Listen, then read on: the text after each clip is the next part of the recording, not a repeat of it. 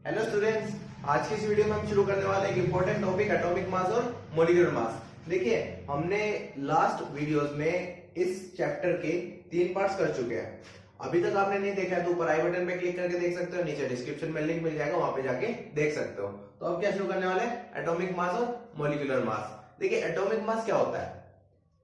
Atomic mass, तो atomic mass सुनते ही ज्यादातर बच्चों के दिमाग में आ गया वो क्लास 10th का एक 9th और 10th का एक topic atomic number, atomic mass, जिसमें एटॉमिक मास क्या होता है? Number of proton plus number of neutron. उस चीज को हम क्या कहते हैं? Atomic mass. ठीक है, आपका भी गलत नहीं है, ऐसा नहीं है कि आपने गलत बोला है, लेकिन यहाँ पे ना कुछ ऐसी चीजें हैं जो कि आप थोड़ा सा गलत कर देती है आपकी इस डेफिनेशन को।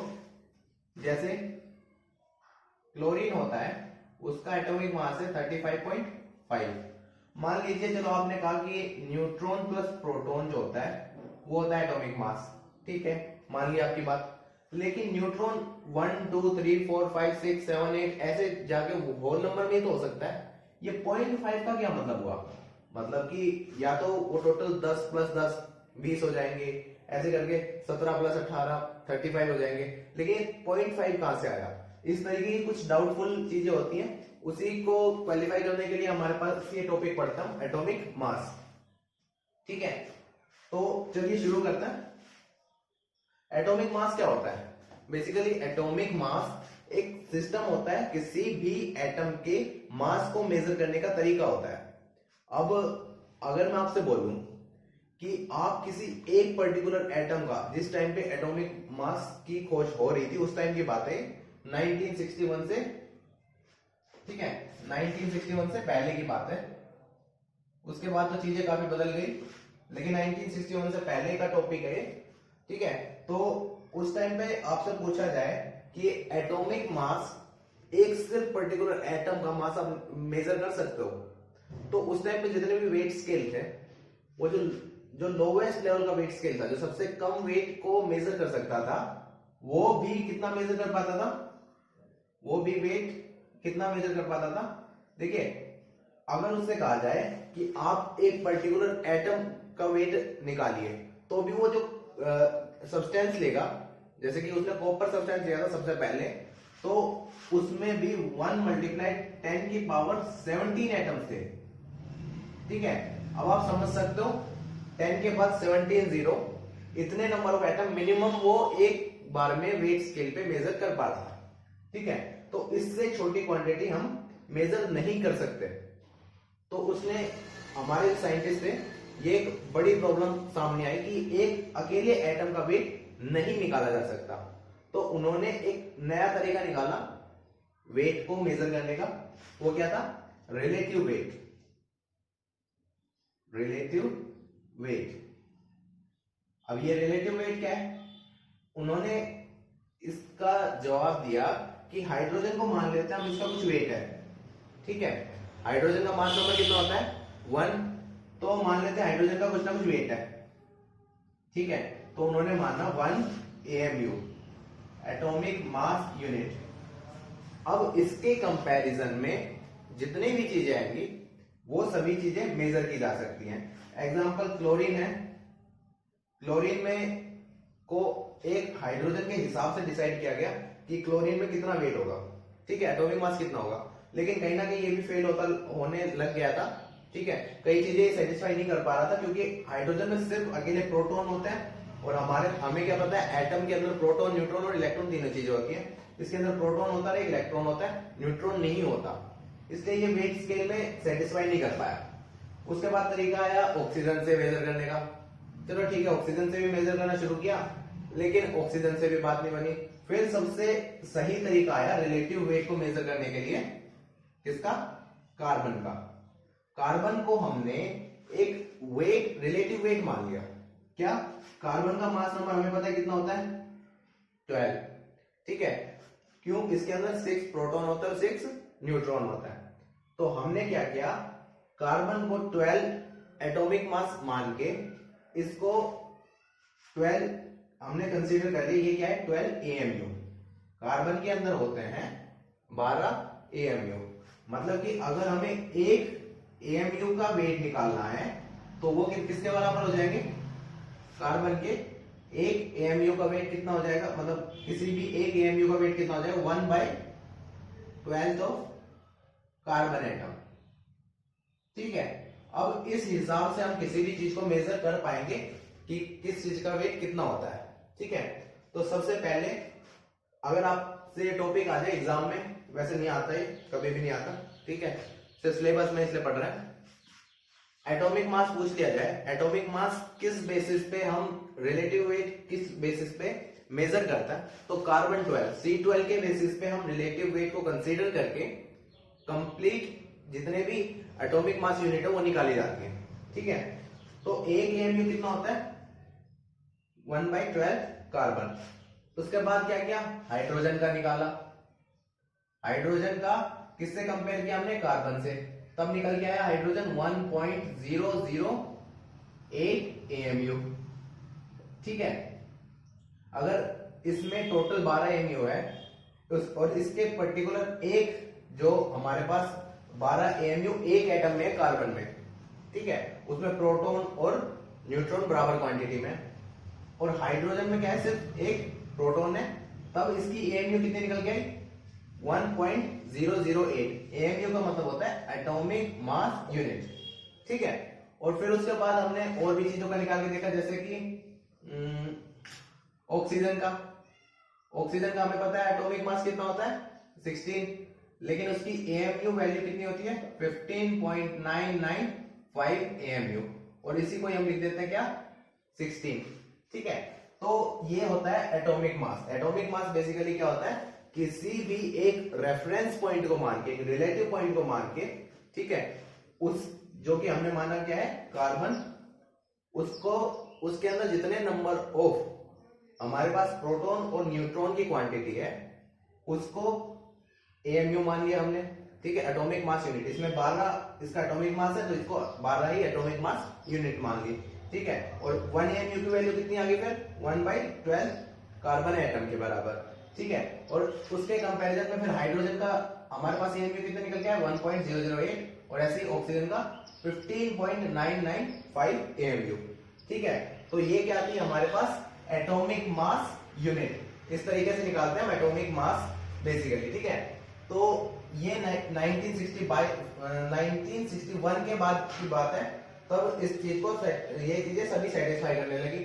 उसके बाद तो चलो ठीक है, वेट स्केल और अच्छे आने लग गए, उसमें फिर हम सिर्फ एटम की नहीं, प्रोटॉन और न्यूट्रॉन और इलेक्ट्रॉन का भी वेट मेजर कर पा सकते थे। ठीक है, तो ये हो गया कि हमारे पास atomic mass unit.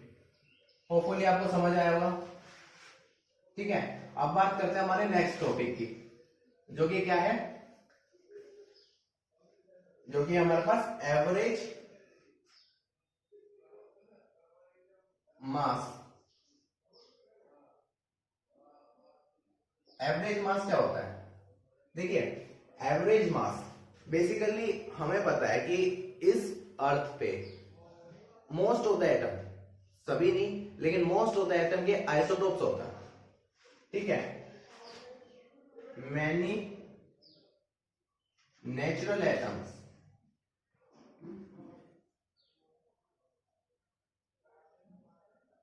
Have isotopes. ठीक है, बहुत सारे हमारे पास नेचुरल एटम है, उनकी क्या होते हैं, आइसोटोप्स होता है। एग्जांपल कार्बन होता है, कार्बन 3 फॉर्म में मिलता है, कार्बन 12, कार्बन 13 और कार्बन 14। तो हमें पता है कि इसका एटॉमिक मास तो कितना होता है, 12, लेकिन एक्चुअल में एटॉमिक मास यूनिट इसकी 12 एएमयू है।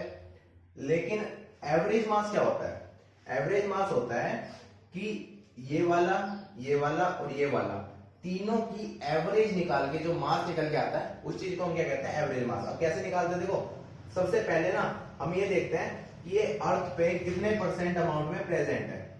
ठीक है, तीनों के तीनों कितने परसेंट अमाउंट में प्रेजेंट है।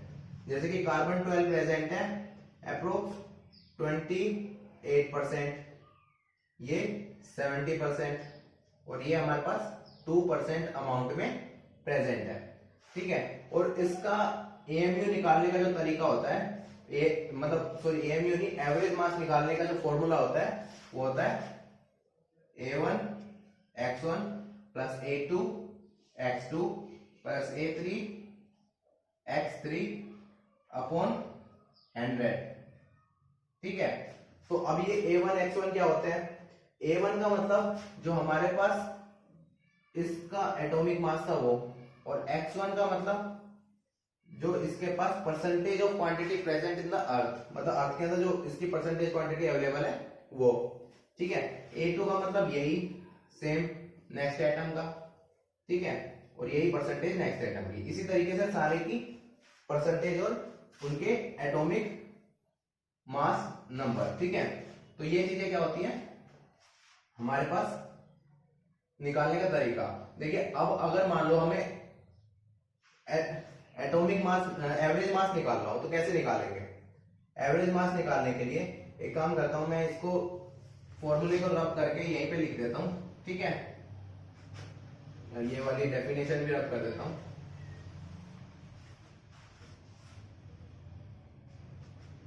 देखो मैंने आइसोटोप की डेफिनेशन नहीं बताई, वैसे बता दूं, कई स्टूडेंट्स वीक भी होंगे। आइसोटोप क्या होता है? जिनमें हमारे पास प्रोटॉन की क्वांटिटी तो सेम हो लेकिन न्यूट्रॉन की क्वांटिटी चेंज करती हो। जैसे कि इसमें क्या है, 6 न्यूट्रॉन होंगे 6 प्रोटॉन, और इसमें 7 न्यूट्रॉन 6 प्रोटॉन, और इसमें 8 न्यूट्रॉन 6 प्रोटॉन। ठीक है। तो न्यूट्रॉन की क्वांटिटी चेंज हो जाती है, प्रोटॉन की क्वांटिटी वही रहती है, इसलिए इनका एटॉमिक नंबर तो सेम रहेगा। कार्बन है एटॉमिक नंबर 666, क्योंकि प्रोटॉन की क्वांटिटी को क्या कहता है? Atomic number. ठीक है। लेकिन इनके मास नंबर चेंज हो जाता है। ठीक है। तो यहां पे निकालते क्या, इसका एवरेज मास। पहले A1 कितना दे रखा है? 12 multiply 28 plus 13 multiply 70 plus 14 multiply 2 by 100। ठीक है। इसको सोल्व करें तो चलो ठीक है, सोल्व तो आप खुद कर ही लोगे, कोई बड़ी चीज नहीं है। ठीक है, सोल्व तो कर लेना, लेकिन अप्रोक्स बता रहा हूं, मैंने पहले से देखा हुआ है। तो 12.74 AMU इसकी एवरेज मास निकल के आती है। ठीक है। कैलकुलेशन वाला पार्ट है, वीडियो लेंथी ना हो इसलिए मैं डायरेक्टली कर रहा हूं। ठीक है। तो ये क्या हो गया हमारे पास एवरेज मास। अब बात करते हैं क्या मॉलिक्यूलर मास क्या होता है। एटॉमिक मास आपने समझ लिया और उसके बाद एवरेज मास समझ लिया। ठीक है। अब बात करते हैं किसकी, मॉलिक्यूलर मास की। ठीक है।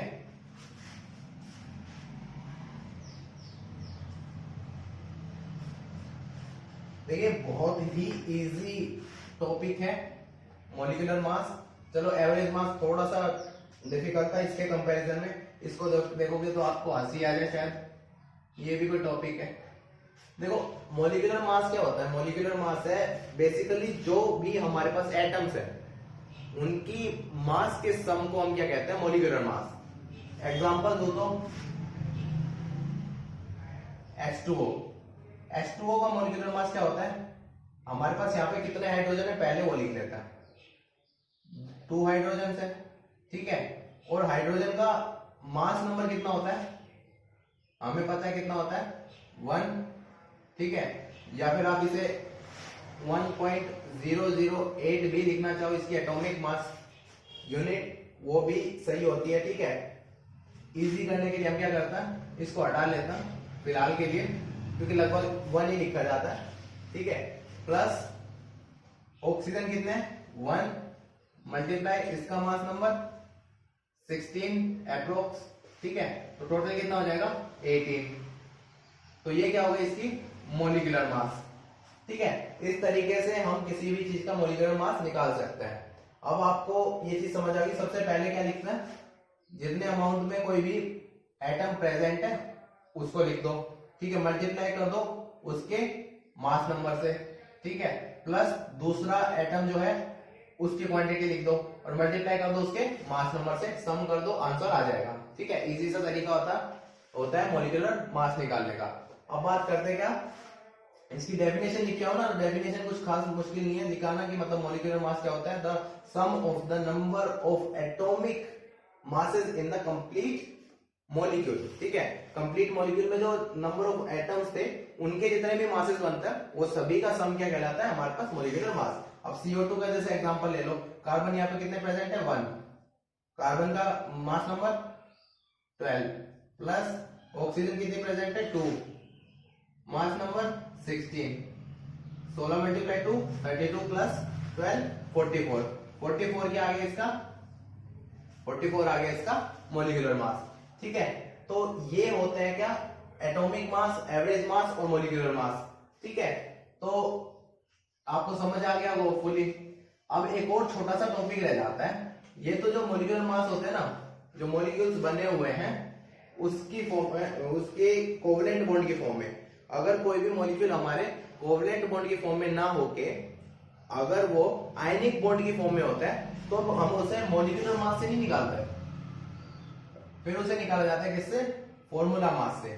ठीक है, तो एक नया हमारे पास एक और टॉपिक समझ लो, फॉर्मूला मास। ठीक है, फॉर्मूला मास भी मॉलिक्यूलर मास की तरह ही निकाला जाता है, लेकिन उसके बीच क्या होती है, आयनिक बॉन्डिंग होती है और ये सॉलिड फॉर्म में मिलती है चीजें। ठीक है, जैसे NaCl है, ये क्या होता है, Na पॉजिटिव फॉर्म में रहता है, Cl नेगेटिव फॉर्म में रहता है। और हम इसका जो फॉर्मूला मास है वो कैसे निकालेंगे, Na का एक्चुअल में AMU कितना होता है 22.995, Cl का 35.445। ठीक है, इनका सम करेंगे तो क्या आ जाएगा